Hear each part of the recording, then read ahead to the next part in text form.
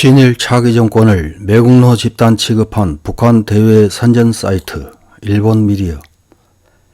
외교부 장관 후보자 박진을 단장으로 해서 방미한 한미정책협의단이 조 바이든 대통령을 만나기는커녕 토니 블링컨 국무장관조차 만나지 못하고 돌아왔습니다.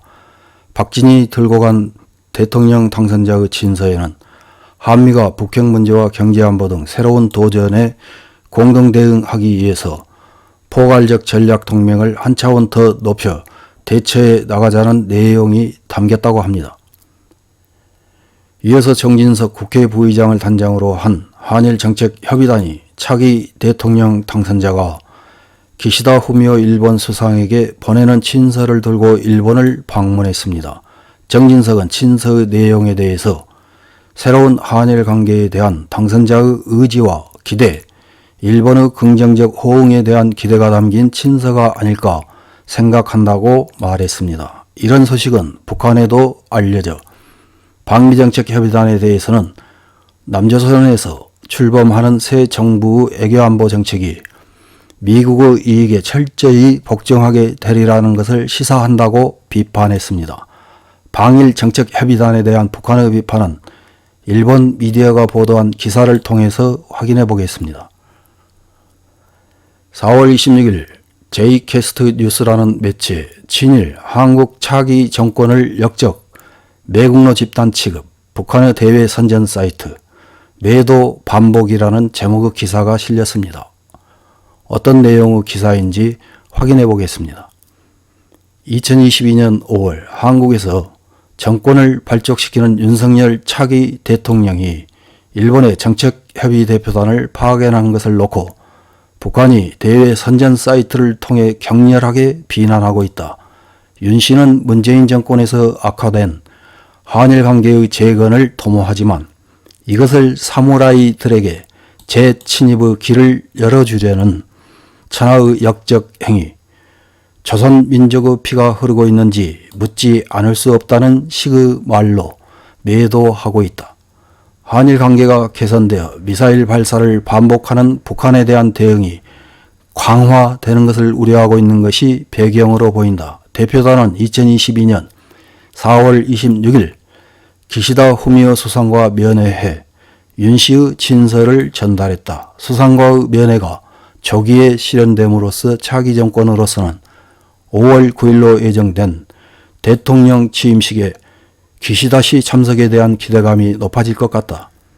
한일 관계 개선을 경계하는 것이 북한이다. 대외 선전 사이트 여명은 4월 24일자 기사에서 대표단 멤버에 외교부 동북아 국장을 지낸 이상덕 씨가 포함되어 있는 것에 대해 이 씨가 2015년의 굴욕적인 한일 위안부 합의를 주도한 실무 책임자였다며 문제시.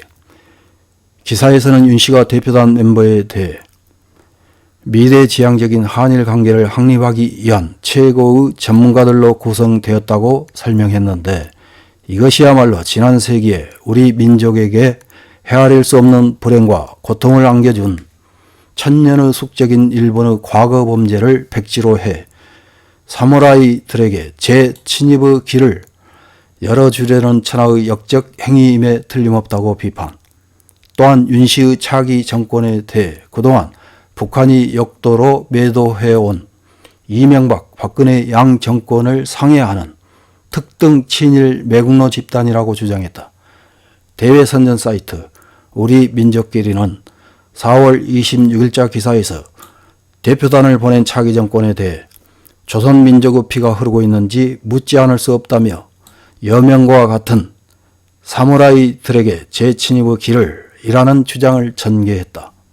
또한 이명박, 박근혜 양 정권을 지명하며 역사는 민심을 거슬러 민족 반역을 일삼는 추악한 매국노에게는 부끄러운 파멸밖에 없음을 철의 진리로 새기고 있다면서 차기 정권의 파멸을 주장했다. 4월 22일에는 국영 조선중앙통신이 김정은 위원장과 문재인 대통령이 친서를 교환한 것을 보도했다. 기사에서는 그 모습을 북남의 양 정상은 친서를 통해 따뜻한 안부 인사를 나눴다고 표현했다.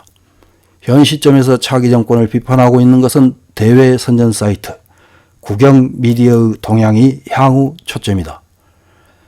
이런 기사를 읽은 일본 네티즌들은 어떤 댓글을 달았는지 몇 개 확인해보고 마치겠습니다. 첫 번째 댓글입니다. 자신의 권력을 유지하기 위해 많은 국민을 굶기는 독재자야말로 역적입니다. 일본 강점기에 백성은 맛있는 것을 먹었다. 핵무기는 국민을 위한 것이 아니라 독재자가 독재를 유지하기 위한 도구에 불과하다.